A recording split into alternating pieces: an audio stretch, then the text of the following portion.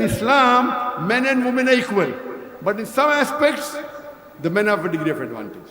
Some aspects, women have a degree of advantage. For example, if a robber enters my house, if a thief enters my house, I'll not say I believe in women's right. I'll not tell my wife to go and fight. I'll not tell my daughter to go and fight.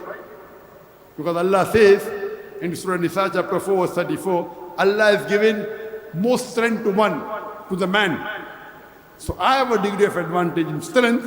So if a thief comes, I will go and fight. I'll not tell my wife or my daughter to go and fight. Let me give you another example.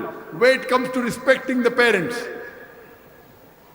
the child respects the mother much more than the father in love and respect and companionship, as per the Prophet. The mother gets the gold medal, silver medal, and the bronze medal. Father gets a consolation prize. So where it comes to motherhood, the women have a degree of advantage over man. But overall, men and women are equal. They are equal, but they aren't identical. This is called as true and practical gender equality. The Western world, when they talk about equality, no, men and women equal everything. Then why do you have boxing match, men and women separate? Have it equal. Correct?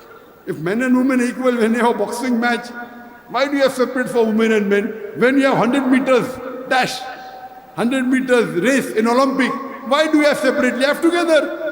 So they also know they are not identical. This is the problem.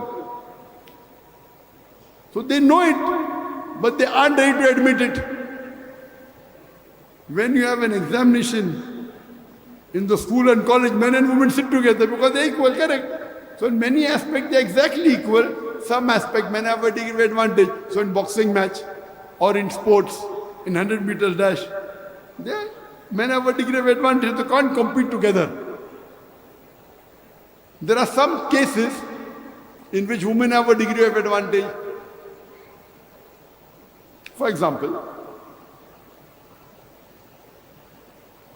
when, like, there are many objections which the Western world takes, which time will not permit me to do in the lecture. In the question and answer session, if you have any question, I can reply to that. So if you analyze in Islam, men and women are equal. So this is true and practical gender equality. It is not the fake Western talk of women liberalization, which is a disguised form of exploitation of a body, deprivation of honor, degradation of a soul. The Western talk of women liberalization, it's nothing but a disguised form where they degrade the status of the woman to concubine, to mistresses, to society butterflies, which are mere tools in the hands of pleasure seekers and sex marketers in the name of art and culture. You know, when you have ads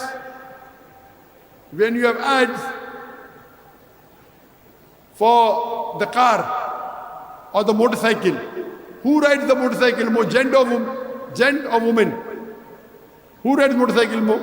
Gent. But in the motorcycle you'll always have a woman, most of the time. See that?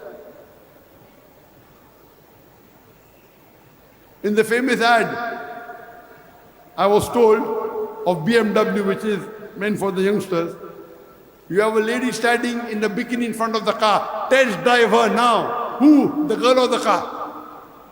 What are they doing? In the name of women's liberalization, they are selling our daughters, selling our mothers. So this is just trying to manipulate you. That's the reason in Islam, we really have the true and practical gender equality. We love them, we respect them. That is the reason we institute the hijab for the woman. There's hijab for the man also. Time does not permit me to discuss that in detail. So in short, men and women are equal in Islam, but equality does not mean identicality. I would like to end my speech with the quotation of the glorious Quran from Surah Isra, chapter number 17, verse number 81, which says, وَقُلْ جَاءَ الْحَقُّ وَزَاقَ الْبَاطِلِ إِنَّ الْبَاطِلَ كَانَ زَهُوقًا. When truth is heard against falsehood, falsehood perishes. For falsehood, it's by its nature bound to perish. Wa akhiru dawan alhamdulillahi rabbil alamin.